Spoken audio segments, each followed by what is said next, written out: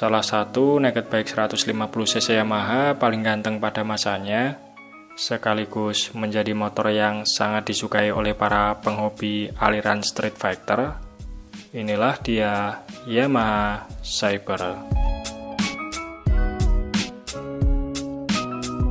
Yamaha Cyber dirilis pertama kali di Indonesia pada bulan Januari 2016.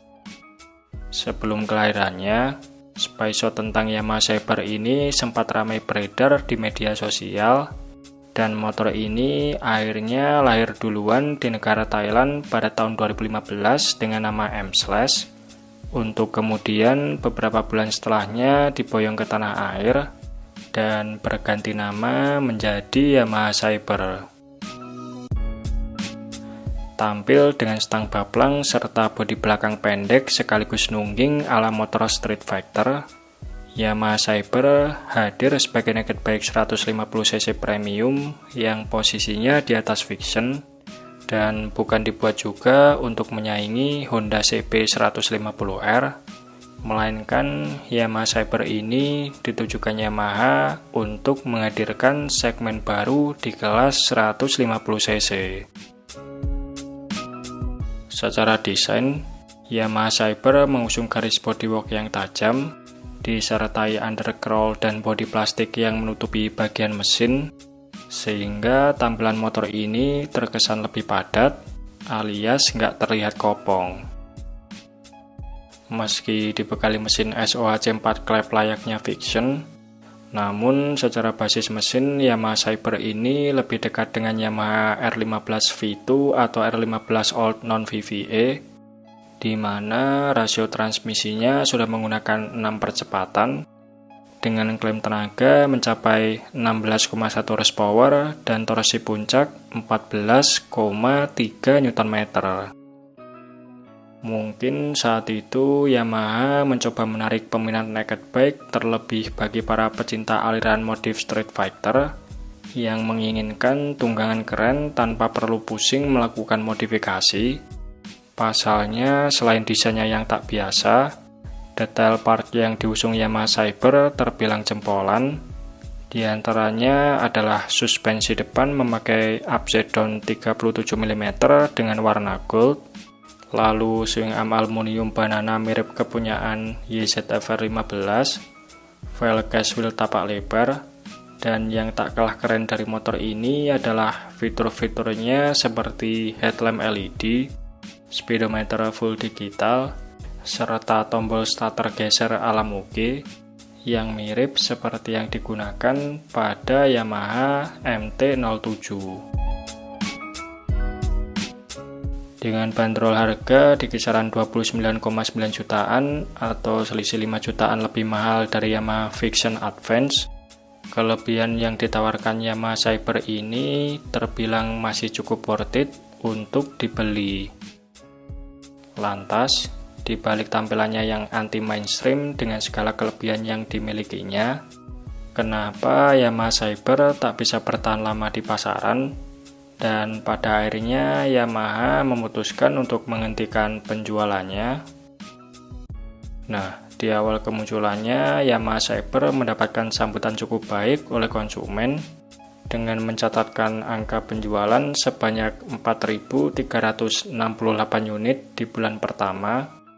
Namun, angka penjualan tersebut ternyata tidak bisa bertahan lama, karena di bulan-bulan berikutnya penjualan Cyber terus mengalami penurunan, dengan hasil akhir penjualan selama 1 tahun penuh mencapai 20.887 unit, atau rata-rata per bulannya Yamaha Cyber hanya mampu terjual sebanyak 1.700 unit.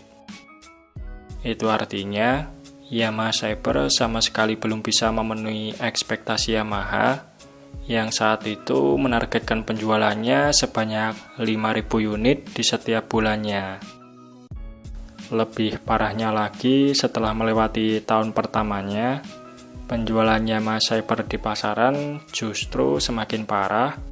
Dari semula mampu terjual ribuan unit per bulan, di tahun 2017, rata-rata penjualannya hanya tembus di angka ratusan unit saja di setiap bulannya.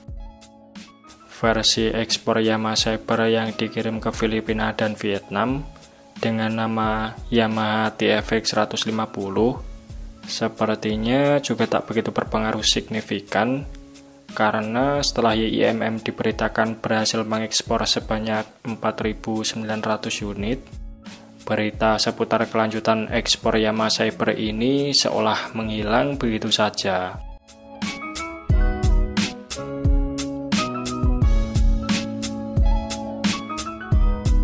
Minimnya peminat Yamaha Saber di pasaran bahkan sempat bikin bingung Direktur Pemasaran Yamaha Indonesia. Pasalnya di negara Thailand yang notabene punya konsumen lebih sedikit, penjualan motor ini masih terbilang lebih baik di sana ketimbang di Indonesia. Namun, di balik jebloknya penjualan Yamaha Saber di tanah air, ternyata ada beberapa alasan yang menyebabkan kenapa konsumen kurang begitu tertarik untuk membeli Yamaha Saber ini. Alasan pertama tentunya adalah desain Yamaha Saber yang kurang universal. Secara keseluruhan, Saber memang mempunyai tampilan gahar, gambot, dan good looking.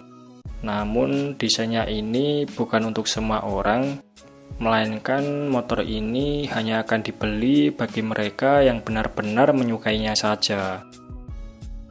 Bandrol harganya yang cukup mahal dari kebanyakan naked bike 150cc saat itu membuatnya bukan prioritas utama untuk dipilih, sebab jika konsumen menginginkan motor yang kerennya nggak nanggung, mereka akan cenderung lebih memilih sportsbike 150cc seperti CBR maupun R15 yang selisih harganya hanya beda tipis dari Yamaha Saber.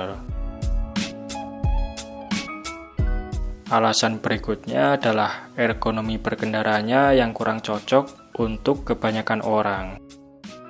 Yamaha Saber mempunyai stang kemudi lebar dengan posisi duduk agak condong ke depan, serta posisi footstep yang agak ditarik ke belakang. Bagi yang belum terbiasa dengan riding position seperti ini, mengendarai Saber dalam waktu lama akan terasa capek. Belum lagi ketinggian joknya yang berada di angka 805 mm atau lebih tinggi dari jok Yamaha Vision maupun MT25 sekalipun juga menjadi pertimbangan tersendiri bagi pengendara yang postur badannya di bawah 170 cm. Kekurangan lain dari ergonomi Yamaha Saber ini adalah jok tempat duduk belakangnya yang terlalu nungging plus pendek, membuat siapapun yang dibonceng di belakang gampang merosot ke depan, dan menurut saya ini sangat tidak nyaman sekaligus agak menyiksa jika dipakai berboncengan dalam jangka waktu yang lama.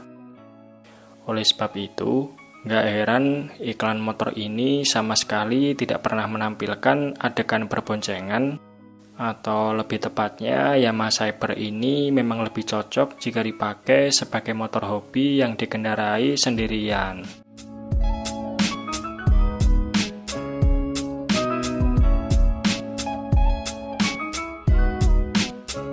Meski penjualan unit Yamaha Saber kurang begitu sukses di pasaran, lucunya spare part bawaan motor ini ternyata jauh lebih diminati ketimbang unitnya, terutama untuk dijadikan sebagai part kanibalan untuk memodifikasi sepupunya seperti R15 maupun Yamaha Vision series. Spare part Yamaha Saber yang cukup populer ini diantaranya adalah suspensi upside down, spakbor belakang, footstep underbone, velg, swing arm, dan yang paling legend di antara spare part bawaan Saber lainnya adalah gas spontan serta tombol starternya. Gas spontan serta tombol starter Yamaha Saber ini dulu sempat ngetren di kalangan anak Vision, bahkan nggak cuma Vision saja, namun pengguna motor 150cc sampai 250cc pabrikan lain pun juga banyak yang menggunakannya. Saking populernya gas spontan Yamaha Saber ini, bahkan saya sendiri lebih sering melihat spare part ini nemplok di motor lain ketimbang melihat unit dari Yamaha Saber yang memang sangat jarang terlihat di jalanan.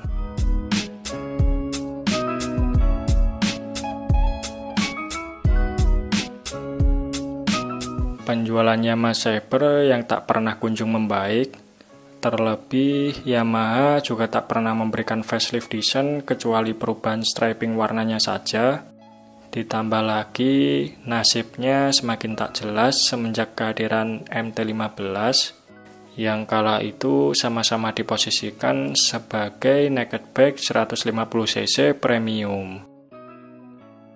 Endingnya Yamaha Saber ini harus mengalah dengan sepupunya MT-15 untuk kemudian produksinya dihentikan pada tahun 2019. Namun sisa unit produksi Saber ini masih dijual sampai beberapa tahun sampai unitnya benar-benar habis.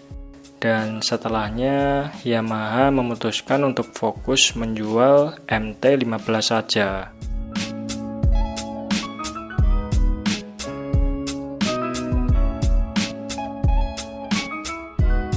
Oke, mungkin itu saja sedikit pembahasan kita di video kali ini. Terima kasih sudah menonton. Sampai jumpa di video-video Bang Rossi selanjutnya.